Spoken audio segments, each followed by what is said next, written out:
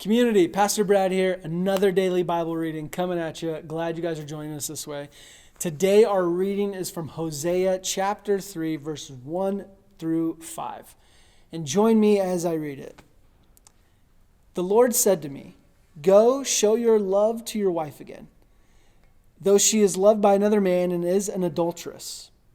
Love her as the Lord loves the Israelites, though they turn to other gods and love the sacred raisin cakes. So I bought her for 15 shekels of silver and about a homer and a lethek of barley. Then I told her, 'You are to live with me many days, so you must not be a prostitute or be intimate with any man, and I will behave the same way towards you. For the Israelites will live many days without king or prince, without sacrifice or sacred stones, without ephod or household gods. Afterward, the Israelites will return and seek the Lord their God and David their king, and they will come trembling to the Lord and to his blessings in the last days.'" Now, I don't know how often you guys read Hosea, and it is a really interesting story. It sounds like a really intense story is going on, but Hosea was a prophet who married a lady named Gomer, right? Super attractive name, Gomer, who was unfaithful in the marriage. We'll just put it like that.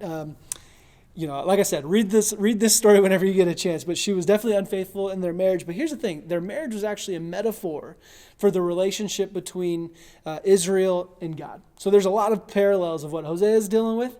And when you bring the scope out a little bit bigger, it's like, yeah, this is God saying, yeah, this is what I deal with for the Israelites all the time. And so at the beginning of this passage, Hosea and Gomer are separated. And so basically God's urging Hosea to go back. And what it does is it actually illustrates God's unquenchable and unending love for a faithless Israel. It illustrates God's unquenchable and unending love for a faithless Israel. Just like God's unquenchable and unending love for you. I don't know if you've ever put yourself in a story like that, but yeah, it's a good illustration to point towards yourself. And if you have a chance, like I said earlier, please go back and read the entire book of Hosea. It really is an incredible, incredible story. And I believe the only reason Hosea was able to go through anything like what he was experiencing, the only way he was able to get through it and continue to love a woman who was two-time in him, to say the least, is because it was because of Hosea was looking at God as his ultimate satisfaction. It was God who satisfied him, not Gomer. Now, I'm sure it was painful and it hurt, and it's not anything that anybody would want to go through. I know family members and friends who've had their spouses cheat on them and step outside the marriage, and it is one of the most painful things that people can experience. I guarantee it. And maybe some of you know that. But also, Hosea was able to live through it and continue to do what he's asked to do by God, because ultimately God was his satisfaction. God was the whole point of what he was doing. God was his focus. It didn't mean it hurt. It didn't mean it didn't hurt. It didn't mean he didn't struggle. It didn't mean that he wanted to go back to her. But ultimately, God was Hosea's satisfaction. And it was because in Hosea's relationship, he got into the habit of casting his cares, casting his desires, casting his wants, his frustrations, and ultimately seeking his satisfaction in God, not in Gomer, not in his job, not in money, not in whoever else.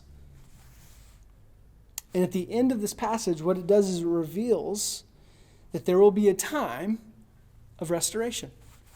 How exciting and great that is. What good news that even though that he's going to go through all this stuff, there will come a moment when the Israelites return and seek their Lord God and David their king. They will come trembling to the Lord and to his blessings in the last day. So ultimately, God cares about restoration, and I don't think Hosea could have wanted that unless he was diligent in casting all of his cares onto God in the first place. So if you want restoration, I think you can begin by doing what Hosea does. Seek God for your satisfaction. That doesn't mean you minimize pain. That doesn't mean there's not hard things that you can't work through or not going to be able to work through or anything like that. But ultimately, when we go to God for our satisfaction and our unmet desires and our unmet wants and things like that, what we see is all of a sudden when we're focused on God, how our circumstances, our perspective of our circumstances might change. That all of a sudden what we're facing doesn't seem so large. It doesn't seem like this thing that's going to crush us. And I think our perspective changing is most important, because all of a sudden we get to enter into God's grace and His love. I don't know about you, but that sounds already like that it's restoring a piece of me with the things that I'm facing, the things that you're facing. All of a sudden you're saying, hey, look, I'm going to go to God about this. I'm not going to put it on my spouse. I'm not going to put it on my kids. I'm not going to put it on my friends, coworkers, whoever. Man, I've got to go to God about this. God's the only one that can satisfy me.